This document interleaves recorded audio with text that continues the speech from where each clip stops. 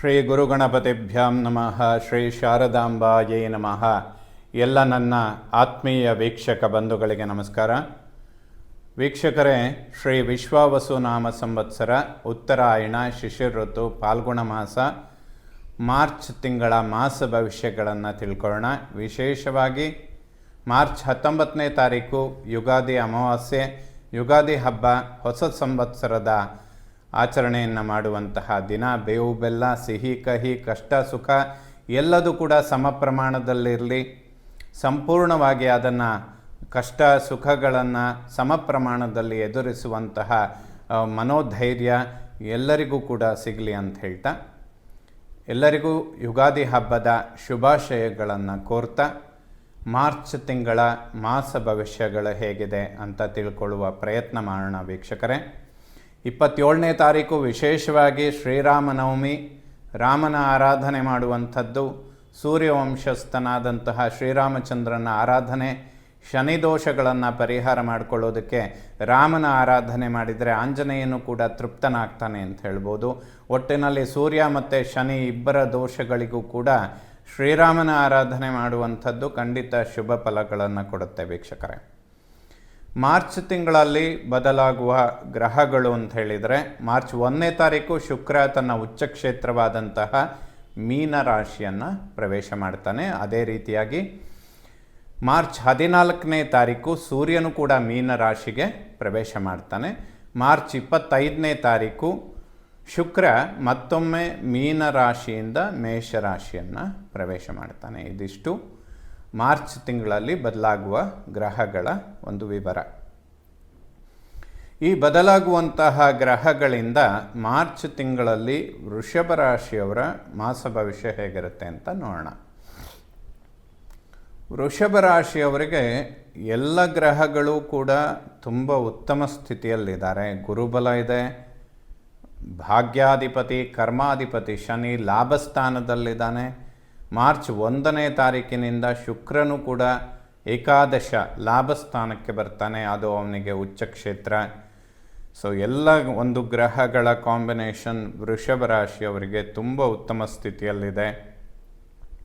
ಸ್ವಲ್ಪ ಹಠ, ಕೋಪ, ಸಿಟ್ಟು ಇದೆಲ್ಲ ಕಡಿಮೆ ಮಾಡಿಕೊಂಡ್ರೆ ಇನ್ನೂ ಒಳ್ಳೆಯದಾಗುತ್ತೆ. ಯಾಕೆಂದರೆ ಸರ್ಪದೋಷಗಳು, ಅದರಲ್ಲೂ ಕೂಡ ಕಾಳಸರ್ಪದೋಷ ಅನ್ನುವಂಥದ್ದು ಕರ್ಮ ಉದ್ಯೋಗ ಕ್ಷೇತ್ರದಲ್ಲಾಗಿರೋದ್ರಿಂದ ಸ್ವಲ್ಪ ಟೆನ್ಷನ್ಸ್ ಜಾಸ್ತಿ ಆಗುತ್ತೆ. ಇದು ವೃಷಭ ರಾಶಿಯವರಿಗೆ ಅಂತಲೇ ಅಲ್ಲ, ಎಲ್ಲ ರಾಶಿಯವರಿಗೂ ಕೂಡ ಸರ್ಪದೋಷಗಳು ಅಥವಾ ಕಾಳಸರ್ಪದೋಷ ಇಂಥದ್ದು ಒಂದು ಕಾಂಬಿನೇಷನ್ ಬಂದಾಗ ಸ್ವಲ್ಪ ಕೋಪ, ಹಠ ಇದೆಲ್ಲ ಜಾಸ್ತಿ ಆಗುತ್ತೆ. ಇದನ್ನು ಕಡಿಮೆ ಮಾಡಿಕೊಳ್ಳೋದು ಆರೋಗ್ಯದ ದೃಷ್ಟಿಯಿಂದ ತುಂಬ ಒಳ್ಳೆಯದು, ಅತ್ಯಂತ ಅವಶ್ಯಕ ಕೂಡ. ವೃಷಭ ಲಗ್ನ ವೃಷಭ ರಾಶಿಯವರಿಗೆ ಆರೋಗ್ಯದಲ್ಲಿ ಬಹಳಷ್ಟು ಅಭಿವೃದ್ಧಿಗಳನ್ನು ಕಾಣ್ತೀರಾ. ಅದರಲ್ಲೂ ಯುಗಾದಿ ಹೊಸ ವರ್ಷದ ಹೊಸ ಸಂವತ್ಸರದ ಪ್ರಾರಂಭದಲ್ಲೇ ಮಾರ್ಚ್ 1ನೇ ತಾರೀಕಿನಿಂದನೇ ಶುಕ್ರ ಉಚ್ಚ ಕ್ಷೇತ್ರಕ್ಕೆ ಬರ್ತಾನೆ. ಸೊ ವೃಷಭ ರಾಶಿಯವರಿಗೆ ಅಧಿಪತಿಯಾದಂಥವನೇ ಶುಕ್ರ, ತುಂಬ ಇಂಪಾರ್ಟೆಂಟ್. ಅವನು ವರ್ಷದಲ್ಲಿ ಒಮ್ಮೆ ಮಾತ್ರ ಅವನು ಉಚ್ಚ ಕ್ಷೇತ್ರಕ್ಕೆ ಬರೋದು. ಯಾಕೆಂದರೆ ತಿಂಗಳಿಗೆ ಒಂದೊಂದು ರಾಶಿಯನ್ನು ಬದಲಾಯಿಸ್ತಾನೆ, 12 ತಿಂಗಳಿಗೆ 12 ರಾಶಿ ಬದಲಾಯಿಸ್ತಾನೆ. ಸೊ ಮಾಸ ಭವಿಷ್ಯದಲ್ಲಿ ಶುಕ್ರ ಏಕಾದಶ ಲಾಭಸ್ಥಾನದಲ್ಲಿ ಉಚ್ಚ ಕ್ಷೇತ್ರದಲ್ಲಿ ಸಿಗುವಂಥದ್ದು ಈ ಸಮಯದಲ್ಲಿ ಮಾತ್ರ. ಇದು ಬಹಳ ಪ್ರಾಮುಖ್ಯತೆಯನ್ನು ಪಡ್ಕೊಳ್ಳುತ್ತೆ ಈ ಮಾಸ. ವೃಷಭ ರಾಶಿಯವರಿಗೆ ಎಲ್ಲ ರೀತಿಯಲ್ಲಿ ತುಂಬ ಅನುಕೂಲಗಳಾಗುವಂಥದ್ದು. ಕಳೆದ 5-6 ತಿಂಗಳಿಂದ ನಿಮ್ಮ ಎಲ್ಲ ಪ್ರಯತ್ನಗಳಿಗೆ ಒಂದು ಉತ್ತಮವಾದಂತಹ ರಿಸಲ್ಟ್ ಕೂಡ ಸಿಗೋದಕ್ಕೆ ಈ ಒಂದು ಮಾಸ ಬಹಳ ಅನುಕೂಲಕರವಾಗಿರುತ್ತೆ. ಅಡೆತಡೆಗಳು ತುಂಬ ಕಡಿಮೆ ಇರುತ್ತೆ. ಬಹಳ ಸಮಯದ ನಿರೀಕ್ಷಿತ ನಿಮ್ಮ ಪ್ರಶ್ನೆಗಳಿಗೆ ಉತ್ತರ ಸಿಗುವಂತಹ ಮಾಸ ಕೂಡ ಇದಾಗಿರುತ್ತೆ. ಖಂಡಿತ ಪ್ರಯತ್ನಗಳನ್ನು ಹೆಚ್ಚಿಸ್ಕೊಳ್ಳಿ. ಆರೋಗ್ಯದ ವಿಚಾರದಲ್ಲಿ ಯಾವುದೇ ಹೆಚ್ಚಿನ ಸಮಸ್ಯೆಗಳು ಬರೋದಿಲ್ಲ. ಸ್ವಲ್ಪ ಕೋಪ, ಉದ್ರೇಕಗಳನ್ನು ಕಡಿಮೆ ಮಾಡಿಕೊಂಡ್ರೆ ಮಾನಸಿಕ ನೆಮ್ಮದಿ ಇನ್ನೂ ಚೆನ್ನಾಗಿರುತ್ತೆ. ದ್ವಿತೀಯ ಕುಟುಂಬ ವಾಕ್ಸ್ಥಾನದಲ್ಲಿ ಗುರು ಇದ್ದಾನೆ. ವಾಕ್ಯಗಳನ್ನು ಸ್ವಲ್ಪ ಸೌಮ್ಯ ಮಾಡ್ಕೊಳ್ಳಿ. ವಿಚಾರ ಕರೆಕ್ಟಾಗಿದ್ದರೂ ಕೂಡ ನಿಷ್ಠುರಾಗುತ್ತೆ. ಯಾಕೆಂದರೆ ಗುರು ಯೋಗಕಾರಕ ಅಲ್ಲದ ಕಾರಣ ದೈತ್ಯ ಗುರು ಶುಕ್ರಾಚಾರ್ಯರ ಒಂದು ಆಧಿಪತ್ಯ ಇರುವಂತಹ ರಾಶಿಗೆ ದೈವ ಗುರುವಿನ ಕೊಡುಗೆ ಸ್ವಲ್ಪ ಕಡಿಮೆನೇ ಇರುತ್ತೆ. ಒಳ್ಳೇದು ಮಾಡೋಕ್ಕೆ ಹೋದರೂ ಕೂಡ ಸ್ವಲ್ಪ ನಿಷ್ಠುರಗಳಾಗುತ್ತೆ. ಯಾಕೆಂದರೆ ವಾಕ್ಯಗಳು ತುಂಬ ಸ್ಟ್ರೈಟ್ ಅಂತ ಅನಿಸುತ್ತೆ. ಇದನ್ನು ಅವಾಯ್ಡ್ ಮಾಡ್ಕೊಳ್ಳಿ. ಬಟ್ ಯಾವುದೇ ಸಮಸ್ಯೆಗಳಿಲ್ಲ. ಧನಾಗಮನ ಬಹಳ ಶುಭ ಆಗುತ್ತೆ. ಯಾವುದಾದ್ರೂ ತುಂಬ ಸಮಯದಿಂದ ನಿರೀಕ್ಷೆ ಇಟ್ಕೊಂಡಿರುವಂತಹ ಹಣ ನಿಮ್ಮ ಕೈ ಸೇರುವಂತಹ ಸಮಯ. ಸಂವತ್ಸರ, ಯುಗಾದಿ ಹಬ್ಬ, ಹೊಸ ವರ್ಷದ ಪ್ರಾರಂಭ ವೃಷಭ ರಾಶಿಯವರಿಗೆ ಹಣಕಾಸಿನ ವಿಚಾರದಲ್ಲಿ ತುಂಬ ಉತ್ತಮ ಫಲಗಳನ್ನು ಕೊಡುತ್ತೆ. ನಿರೀಕ್ಷೆಗೂ ಮೀರಿದ ಅಭಿವೃದ್ಧಿಗಳನ್ನು ಕಾಣ್ತೀರಾ. ಯಾವುದೇ ವಿಚಾರಗಳ ಬಗ್ಗೆ ಹೂಡಿಕೆ ಮಾಡುವಂಥದ್ದಿದ್ದರೆ ಖಂಡಿತ ಇನ್ವೆಸ್ಟ್ಮೆಂಟ್ ಶುಭ ಆಗುತ್ತೆ. ಮಾರ್ಚ್ 25ರ ತನಕ ವೃಷಭ ರಾಶಿಯವರು ಯಾವುದೇ ಇನ್ವೆಸ್ಟ್ಮೆಂಟ್ಗಳನ್ನು ಖಂಡಿತವಾಗ್ಲೂ ಮಾಡ್ಬೋದು. ಅತ್ಯಂತ ಉತ್ತಮ ಸಮಯ. ಕುಟುಂಬದಲ್ಲಿ ಸೌಖ್ಯ, ನೆಮ್ಮದಿ ಇದೆಲ್ಲ ಕಾಣ್ತೀರಾ. ಸ್ವಲ್ಪ ವಾಕ್ಯಗಳನ್ನು ಸೌಮ್ಯ ಮಾಡ್ಕೊಳ್ಳಿ, ವಿಚಾರಗಳನ್ನು ಅವಾಯ್ಡ್ ಮಾಡಿ. ಹೇಳುವಂಥದ್ದು ಗುರುತರವಾಗಿದ್ದರೂ ಕೂಡ ವಾಕ್ಯಗಳು ಆ್ಯಸ್ ಎ ಟೀಚರ್ ಥರ ಇರುತ್ತೆ, ಗುರುತರವಾಗಿರುತ್ತೆ. ಬಟ್ ಅದನ್ನು ಅಕ್ಸೆಪ್ಟ್ ಮಾಡ್ಕೊಳ್ಳೋರು ತುಂಬ ಕಡಿಮೆ ಇರ್ತಾರೆ. ಒಡಹುಟ್ಟು ಸೋದರ ಪರಾಕ್ರಮ ಸ್ಥಾನದ ಮೇಲೆ ಯಾವುದೇ ಪಾಪಗ್ರಹಗಳ ದೃಷ್ಟಿ ಬೀಳೋದಿಲ್ಲ. ದಶಮಂಗಾರಕ ಕುಲದೀಪಕ ಅಂತ ಹೇಳ್ತಾರೆ. 10ನೇ ಮನೆಯಲ್ಲಿ ಕುಜ ಇರುವಂಥದ್ದು ಬಹಳ ಶುಭ. ಒಡಹುಟ್ಟುಗಳು ಅಂದರೆ ಅಣ್ಣ ತಮ್ಮಂದಿರು, ಅಕ್ಕ ತಂಗಿಯರ ನಡುವೆ ಸಾಮರಸ್ಯ ತುಂಬ ಉತ್ತಮವಾಗಿರುತ್ತೆ. ಯಾವುದೇ ಹಣದ ಸಹಾಯಗಳನ್ನು ನಿರೀಕ್ಷೆ ಮಾಡ್ತಾಯಿದ್ರೆ, ಅಂದರೆ ಬ್ಯಾಂಕ್ ಲೋನ್ಗಳನ್ನು ಎಕ್ಸ್ಪೆಕ್ಟ್ ಮಾಡಿದರೆ, ಯಾವುದಾದ್ರೂ ಕೊಟ್ಟಿರುವಂತಹ ಹಣವನ್ನು ವಾಪಸ್ ಪಡೆಯುವಂಥದ್ದಿದ್ದರೆ ಖಂಡಿತ ಇದಕ್ಕಿಂತ ಒಳ್ಳೆಯ ಸಮಯ ಸಿಗೋದಿಲ್ಲ. ಈ ಸಮಯದಲ್ಲಿ ಆ ಪ್ರಯತ್ನಗಳನ್ನು ಖಂಡಿತ ಮಾಡಿ, ನಿಮಗೆ ಅನುಕೂಲ ಆಗುತ್ತೆ, ಹುಸಿಯಾಗೋದಿಲ್ಲ. ಮಾರ್ಚ್ 25ರ ತನಕ ಫೈನಾನ್ಷಿಯಲ್ ವಿಚಾರಗಳು ವೃಷಭ ರಾಶಿಯವರಿಗೆ ತುಂಬ ಲಾಭಗಳನ್ನು ತಂದುಕೊಡುತ್ತೆ. ವಿದ್ಯಾರ್ಜನೆ ಮಾಡುವಂತಹ ಮಕ್ಕಳಿಗೆ ಯಾವುದೇ ಅಂತಹ ಅಶುಭ ಇಲ್ಲ.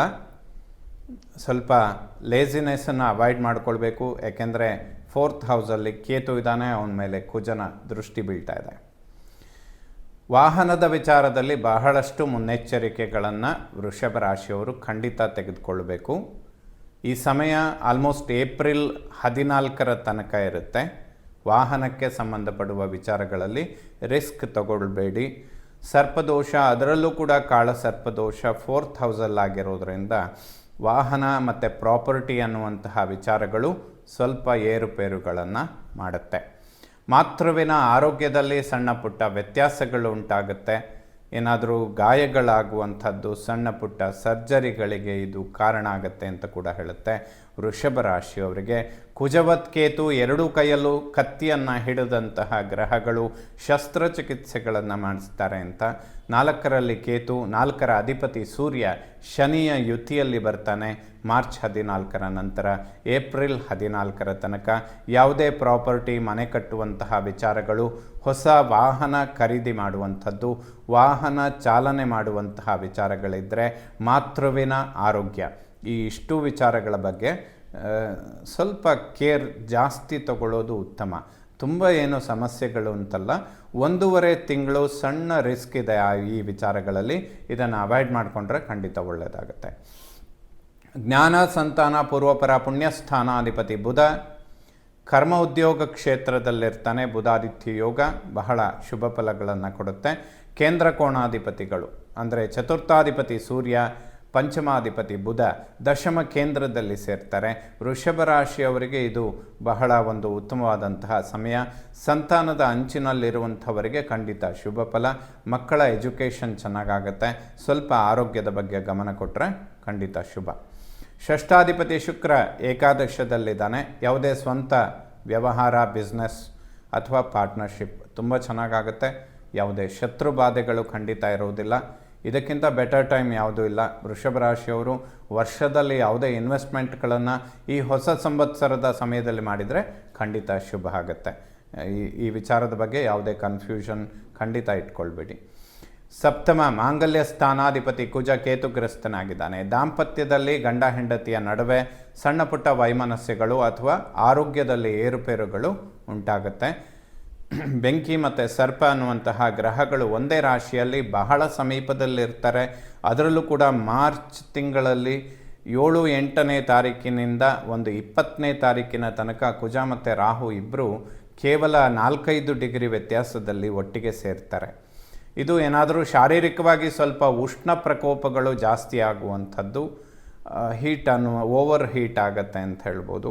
ಅಥವಾ ಸಣ್ಣ ಪುಟ್ಟ ಏಟುಗಳು ಅಥವಾ ಗಾಯಗಳು ಉಂಟಾಗುವಂಥದ್ದಕ್ಕೆ ಅವಕಾಶಗಳಿರುತ್ತೆ. ಸಪ್ತಮಾಧಿಪತಿ ಕುಜ ರಾಹುಗ್ರಸ್ತನಾಗಿರುವಂಥದ್ದು ದಾಂಪತ್ಯದಲ್ಲಿ ಸಣ್ಣ ಪುಟ್ಟ ವೈಮನಸ್ಯ ಮತ್ತು ಆರೋಗ್ಯದ ಏರುಪೇರುಗಳನ್ನು ಕೊಡುತ್ತೆ. ಇದರ ಪರಿಹಾರಕ್ಕಾಗಿ ಸುಬ್ರಹ್ಮಣ್ಯನ ಸ್ತೋತ್ರಗಳನ್ನು ಪಠನೆ ಮಾಡಿ, ಲಕ್ಷ್ಮೀ ನರಸಿಂಹನ ದರ್ಶನ ಮಾಡಿ, ಖಂಡಿತ ಒಳ್ಳೆಯದಾಗುತ್ತೆ. ಸಣ್ಣ ಪರಿಹಾರ ಬಟ್ ದೊಡ್ಡ ಪ್ರಮಾಣದ ಸಲ್ಯೂಷನನ್ನು ಕೊಡುತ್ತೆ. ಲಕ್ಷ್ಮೀ ನರಸಿಂಹನಿಗೆ ಪಂಚಾಮೃತ ಅಭಿಷೇಕ ಅಥವಾ ತುಳಸಿಯಿಂದ ಅರ್ಚನೆ ಇಂತಹ ಸೇವೆಗಳನ್ನು ಮಾಡಿದರೆ ಖಂಡಿತ ಒಳ್ಳೆಯದು. ಏಕೆಂದರೆ ಒಂದು ಸರ್ಪದೋಷಗಳು ಜಾಸ್ತಿ ಇರುತ್ತೆ, ಜೊತೆಗೆ ಕಾಳಸರ್ಪದೋಷ ಇವೆಲ್ಲದೂ ಕೂಡ ಕೂಡ್ಕೊಳ್ಳೋದ್ರಿಂದ ಅದು ಆರೋಗ್ಯದ ಬಗ್ಗೆ ನೀವು ವ್ಯಾವಹಾರಿಕವಾಗಿ ಹಣ ಕಳ್ಕೊಳ್ಳೋದು ಮತ್ತು ಸಂಪಾದನೆ ಮಾಡೋದು ಇದ್ದೇ ಇರುತ್ತೆ. ಏನಾದರೂ ಆರೋಗ್ಯದ ಬಗ್ಗೆ ರಿಸ್ಕ್ ಇದೆ ಅಂದರೆ ಅದಕ್ಕೆ ಪರಿಹಾರ ಮಾಡಿಕೊಳ್ಳೋದು ಖಂಡಿತ ಒಳ್ಳೆಯದು. ಆ ಉದ್ದೇಶಕ್ಕೆ ಪರಿಹಾರಗಳನ್ನು ಹೇಳ್ತೇವೆ ನಾವು. ಹೆಲ್ತ್ ತುಂಬ ಇಂಪಾರ್ಟೆಂಟ್ ಆಗುತ್ತೆ. ಹಣ ಅನ್ನುವಂಥದ್ದು ಯಾವಾಗ ಬೇಕಾದರೂ ಸಂಪಾದನೆ ಮಾಡಿಕೊಳ್ಬೋದು. ಸೊ ಆರೋಗ್ಯದ ಬಗ್ಗೆ ಗಮನ ಕೊಡುವಂಥದ್ದು ತುಂಬ ಸೂಕ್ತ ವೃಷಭ ರಾಶಿಯವರಿಗೆ. ಅಷ್ಟಮಾಧಿಪತಿ ಗುರು ವಾಕ್ಸ್ಥಾನದಲ್ಲಿದ್ದಾನೆ. ಗುರುವಿನ ದೃಷ್ಟಿ ಅಷ್ಟಮದ ಮೇಲೆ ಬೀಳ್ತಾ ಇದೆ. ಯಾವುದೇ ಮೃತ್ಯು ಕಂಟಕಗಳಿರೋದಿಲ್ಲ. ಆರೋಗ್ಯ ಮತ್ತು ವಾಹನ ಈ ಎರಡು ವಿಚಾರಗಳನ್ನು ಗಮನಿಸ್ಕೊಳ್ಬೇಕು. ಸ್ವಲ್ಪ ಅನಿರೀಕ್ಷಿತ ಖರ್ಚುಗಳನ್ನು ಗುರು ಜಾಸ್ತಿ ಮಾಡ್ತಾನೆ. ಯಾಕೆಂದರೆ ಮೃತ್ಯುಸ್ಥಾನಾಧಿಪತಿ ಧನಸ್ಥಾನಕ್ಕೆ ಬಂದಾಗ ಧನವ್ಯಯಗಳು ಜಾಸ್ತಿ ಇರುತ್ತೆ. ಬಟ್ ಅದು ಒಂದು ಗುರುತರವಾದ ಕರ್ಮಗಳು, ಯಾವುದಾದ್ರೂ ದೇವತಾ ಕಾರ್ಯ ಅಥವಾ ಶುಭ ಕಾರ್ಯಗಳನ್ನು ಮಾಡೋದಕ್ಕೂ ಕೂಡ ಆಗ್ಬೋದು. ಶುಭ ವ್ಯಯ ಅಂತ ಕೂಡ ಅದನ್ನು ಹೇಳ್ಬೋದು. ಭಾಗ್ಯಾಧಿಪತಿ ಶನಿ ಲಾಭದಲ್ಲಿದ್ದಾನೆ. ಶನಿ ಮತ್ತು ಶುಕ್ರರ ಯುತಿ ಆಗುವಂಥದ್ದು. ಕೇಂದ್ರ ಕೋಣಾಧಿಪತಿಗಳು ಲಾಭಸ್ಥಾನದಲ್ಲಿ ಸೇರ್ತಾರೆ. ಅಂದರೆ ಲಗ್ನಾಧಿಪತಿ ಶುಕ್ರ, ಅದನ್ನು ಕೇಂದ್ರ ಸ್ಥಾನ ಅಂತ ಹೇಳ್ತೇವೆ. ಭಾಗ್ಯಾಧಿಪತಿ ಶನಿ, ಅವರಿಬ್ಬರು ಲಾಭಸ್ಥಾನದಲ್ಲಿ ಸೇರ್ತಾರೆ. ವೃಷಭ ರಾಶಿಯವರು ಯಾವುದೇ ಲಾಂಗ್ ಟರ್ಮ್ ಪ್ಲ್ಯಾನ್ಗಳನ್ನು ಈಗ ಪ್ರಾರಂಭ ಮಾಡಿದರೆ, ಅಂದರೆ ಮಾರ್ಚ್ 1ನೇ ತಾರೀಕಿನಿಂದ 25ನೇ ತಾರೀಕಿನ ಒಳಗಡೆ ಪ್ರಾರಂಭ ಮಾಡಿದರೆ ಅದು ಡೆಫಿನೆಟಾಗಿ ಗುರಿ ಮುಟ್ಟುತ್ತೆ. ಎಷ್ಟು ದೊಡ್ಡ ಪ್ರಮಾಣದ ನಿಮ್ಮ ನಿರೀಕ್ಷೆಗಳಿದ್ದರೂ ಕೂಡ ಹುಸಿ ಆಗೋದಿಲ್ಲ ಅಂತ ಖಂಡಿತ ಹೇಳ್ಬೋದು. ಕರ್ಮ ಉದ್ಯೋಗದಲ್ಲಿ ಅಭಿವೃದ್ಧಿಗಳು ವೃಷಭ ರಾಶಿಯವರಿಗೆ ಖಂಡಿತ ಇದೆ. ಉದ್ಯೋಗದ ಬಗ್ಗೆ ನಿಮಗೆ ಯಾವುದೇ ನಿರೀಕ್ಷೆಗಳಿದ್ದರೂ ಕೂಡ ಹುಸಿ ಆಗೋದಿಲ್ಲ. ಸಣ್ಣ ಪುಟ್ಟ ಕಿರಿಕಿರಿಗಳು ಏಪ್ರಿಲ್ ತನಕ ಇರುತ್ತೆ, ಬಟ್ ಇದನ್ನು ಅವಾಯ್ಡ್ ಮಾಡ್ಕೊಳ್ಳಿ. ಯಾಕೆಂದರೆ ಇದರಿಂದ ನಿಮಗೆ ಉದ್ಯೋಗದಲ್ಲಿ ಯಾವುದೇ ರಿಸ್ಕ್ ಇಲ್ಲ. ಸ್ವಲ್ಪ ಕೂಲಾಗಿ ಹ್ಯಾಂಡಲ್ ಮಾಡಿದರೆ ಮುಂದೆ ಭವಿಷ್ಯ ತುಂಬ ಚೆನ್ನಾಗಿದೆ. ಅದರಲ್ಲೂ ವೃಷಭ ರಾಶಿಯವರು ಉದ್ಯೋಗದ ಬಗ್ಗೆ ಏನಾದರೂ ನಿಮ್ಮ ಜಿಜ್ಞಾಸೆಗಳು ಅಥವಾ ಪ್ರಶ್ನೆಗಳಿದ್ದರೆ ಈ ಮಾರ್ಚ್ 1ನೇ ತಾರೀಕು ಶುಕ್ರ ಮತ್ತು ಶನಿ ಲಾಭಸ್ಥಾನದಲ್ಲಿ ಸೇರ್ತಾ ಇರುವಂಥದ್ದು ನೇರವಾಗಿ ವೃಷಭ ರಾಶಿಯವರಿಗೆ ಉದ್ಯೋಗದ ವಿಚಾರದಲ್ಲಿ ಬಹಳ ದೊಡ್ಡ ಪ್ರಮಾಣದ ಅಭಿವೃದ್ಧಿಗಳನ್ನು ಕೊಡುತ್ತೆ. ಅದೇ ರೀತಿಯಾಗಿ ಒಂದು ಸಣ್ಣ ಪ್ರಮಾಣದ ಕಿರಿಕಿರಿಗಳು ಕೂಡ ಇರುತ್ತೆ. ಯಾಕೆಂದರೆ ಕುಜ ಮತ್ತು ರಾಹು ಆ ರಾಶಿಯಲ್ಲಿದ್ದಾರೆ. ಬಟ್ ಶುಕ್ರ ಮತ್ತು ಶನಿ ತುಂಬ ಅದ್ಭುತ ಸ್ಥಾನದಲ್ಲಿದ್ದಾರೆ. ವೃಷಭ ರಾಶಿಯವರು ಅತಿ ಹೆಚ್ಚಿನ ಲಾಭಗಳನ್ನು ಈ ಮಾಸದಲ್ಲಿ ಕಾಣ್ತೀರ. ಲಾಭಸ್ಥಾನದ ಫಲ ಬಹಳ ಶುಭವಾಗಿದೆ ವೃಷಭ ರಾಶಿಯವರಿಗೆ. ವ್ಯಯಾಧಿಪತಿಯಾದಂತಹ ಕುಜ ಕರ್ಮ ಉದ್ಯೋಗ ಕ್ಷೇತ್ರದಲ್ಲಿ ರಾಹುಗ್ರಸ್ತನಾಗಿದ್ದಾನೆ. ಸೊ ಕುಜರಾಹುವಿನ ಯುತಿ ಉದ್ಯೋಗದಲ್ಲಿ ಸಣ್ಣ ಕಿರಿಕಿರಿಗಳು ಅಥವಾ ಅನಿರೀಕ್ಷಿತ ಧನ ವ್ಯಯಗಳನ್ನು ಕೊಡುತ್ತೆ. ಇದೆಲ್ಲ ಬರೀ ಒಂದು 10%. ವೃಷಭ ರಾಶಿಯವರಿಗೆ ಮಾರ್ಚ್ ತಿಂಗಳಲ್ಲಿ 90% ಅಭಿವೃದ್ಧಿಗಳಿದೆ. ಎಲ್ಲ ವಿಚಾರಗಳಲ್ಲಿ ಕೇವಲ ಗಮನಿಸಬೇಕಾಗಿರೋದು ಮಾತೃವಿನ ಆರೋಗ್ಯ ಮತ್ತು ವಾಹನದ ಚಾಲನೆ, ದಾಂಪತ್ಯ ಜೀವನದಲ್ಲಿ ಸಾಮರಸ್ಯ, ಏನಾದರೂ ಸಣ್ಣ ಪುಟ್ಟ ಬೆನ್ನು ಹುರಿಗೆ ಸಂಬಂಧಪಡುವ ಆರೋಗ್ಯದ ಸಮಸ್ಯೆಗಳು ಅಂದರೆ ಸ್ಪೈನಲ್ ಕಾರ್ಡ್, ಬ್ಯಾಕ್ ಪೇಯ್ನ್ ಇಂತಹ ವಿಚಾರಗಳಿಗೆ ರಿಲೇಟೆಡ್ ಆಗಿರುತ್ತೆ. ಇದೆಲ್ಲದಕ್ಕೂ ಕೂಡ ಪರಿಹಾರ ಲಕ್ಷ್ಮೀ ನರಸಿಂಹನ ದರ್ಶನ ಮಾಡಿ ಖಂಡಿತ ಶುಭ ಆಗುತ್ತೆ. ಮತ್ತೊಮ್ಮೆ ಎಲ್ಲ ವೀಕ್ಷಕರಿಗೆ ಯುಗಾದಿ ಹೊಸ ಸಂವತ್ಸರದ ಶುಭಾಶಯಗಳನ್ನು ಹೇಳ್ತಾ ಯುಗಾದಿಗೆ ಸಂಬಂಧಪಡುವಂತಹ ಹೊಸ ಸಂವತ್ಸರದ ಫಲಗಳನ್ನು ಇನ್ನೊಂದು ವಿಡಿಯೋದಲ್ಲಿ ಸಂಪೂರ್ಣವಾಗಿ ತಿಳಿಸ್ತೇನೆ. ಎಲ್ಲರಿಗೂ ಕೂಡ ಶುಭವಾಗಲಿ.